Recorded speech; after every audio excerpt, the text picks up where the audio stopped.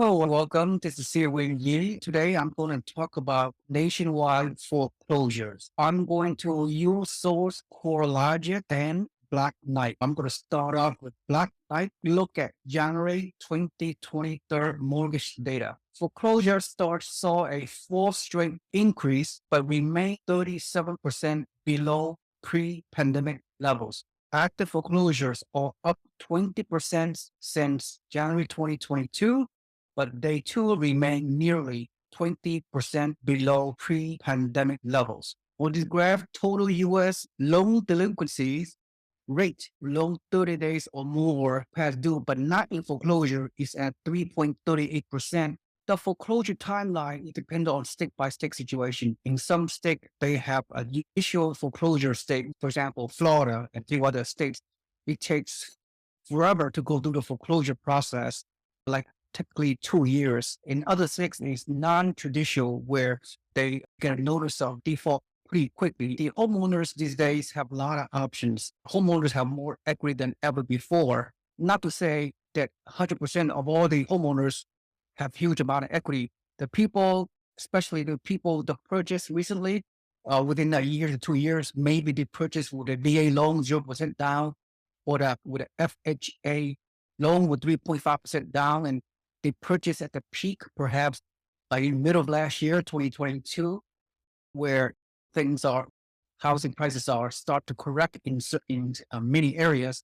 Those homeowners are subject to higher risk as opposed to homeowners who own their home for a while now. They have achieved massive amount of equities. People go through situations, I call it triple D: divorce, death, and disability. Those stressful situations can cause someone to go through a delinquency status. Even those people who have a delinquent situation, it's very hard to go through the foreclosure process. People have a lot of mitigating options available to them. They can do a loan modification with their banks, or they could sell their home at retail and even walk away without underlying mortgages. They could, because the rental market, nationwide is so strong. There are so many renters out there.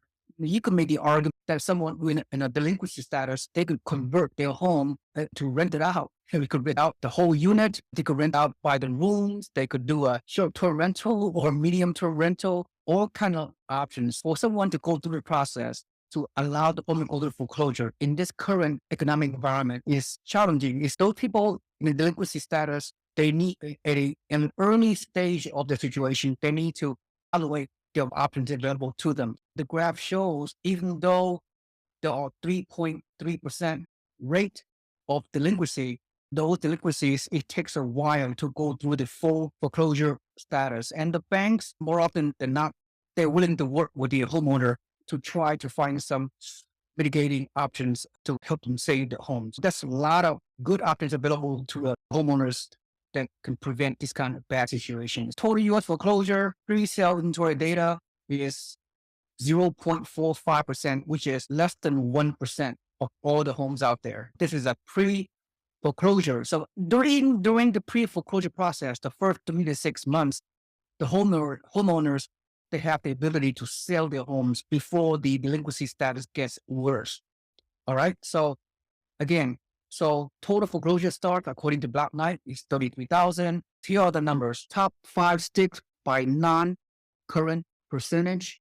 These 5 states have the largest amount of delinquency potential: Mississippi, Louisiana, Alabama, Indiana, and Arkansas. The bottom 5 states by non-current percentage tells like they have the least amount of foreclosure situations, delinquent situation in California, Montana, Idaho, Colorado, and Washington. Let's go over the CoreLogic reporting January 26, 2023. The headline is U.S. mortgage performance remains exceptionally healthy in November.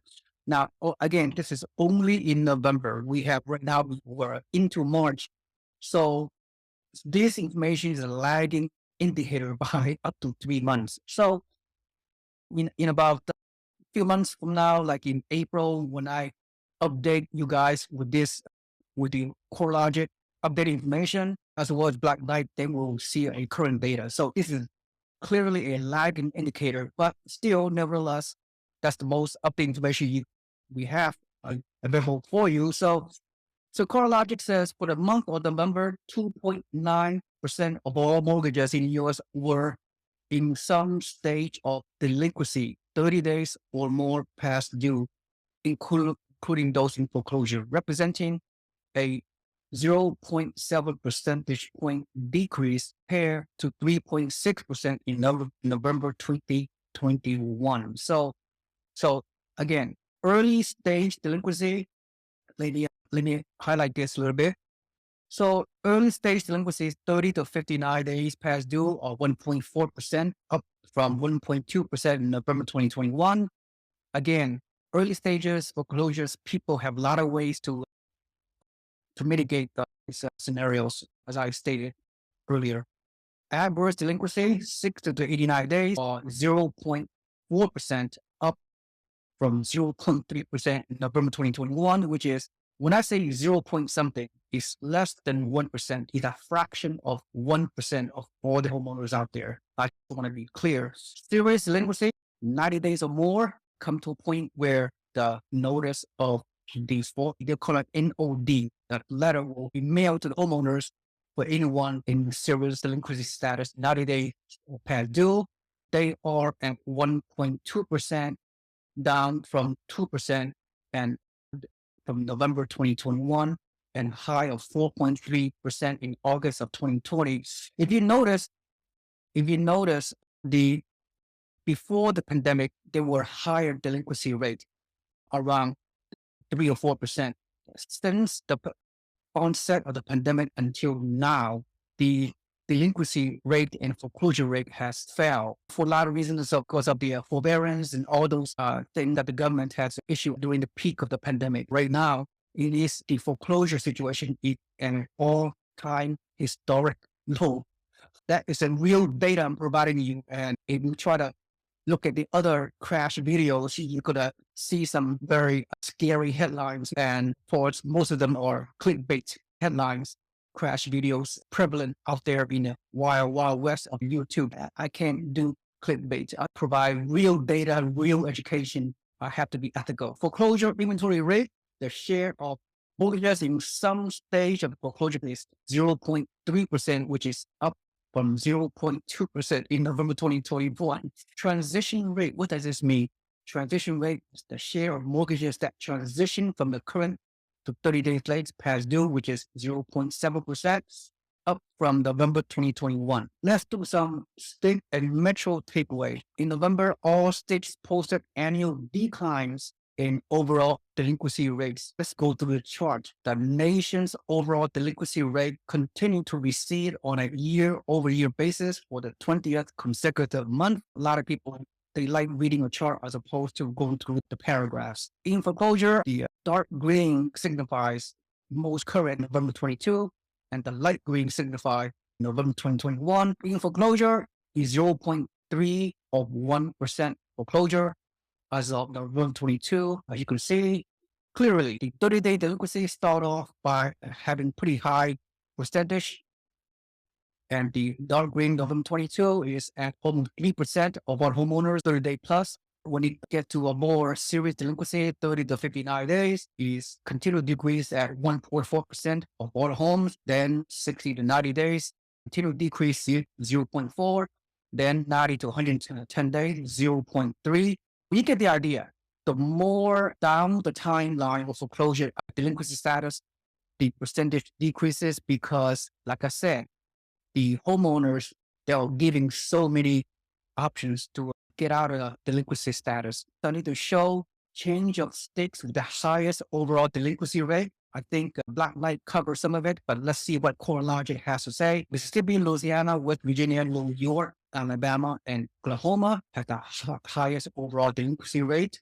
As you can see right here, minus 0.7. Foreclosure and delinquency for selected metros: Boston, Chicago, Denver, Houston, Las Vegas, LA, Miami, New York, SF, Washington. Finally, let me segue to the final chart. I decided to use one state to give you in-depth data. I'm going to use Florida as an example of the distress kind of sale. This report from Florida Realtor Association in January 2023 report the monthly distress market of single-family homes in Florida. As of January 2022, a year ago, there were regular transactions of 21,729, and then closed sales, that is, with the accompanying median price. As of January, a couple of months ago, of 2023, the number of traditional closed transactions in the state of Florida were 14,645. They were 32.6% less transactions year over year from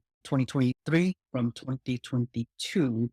Short sales means the mortgage balance is higher than the value of the home. Whereas foreclosure, when a homeowner goes through the process foreclosure from beginning to the end, whether it takes 1 year or 2 years in the state of Florida, is a traditional judicial state, will take a lot longer to foreclose on someone, typically 2 years, and oftentimes a lot more than 2 years before the REO foreclosure come into the market. Let's finalize this by going through the ratio. In terms of foreclosure that occur in January 2023 in the whole state of Florida, by the way, Florida has 30 million people. In January 2023, there were 95 completed foreclosures.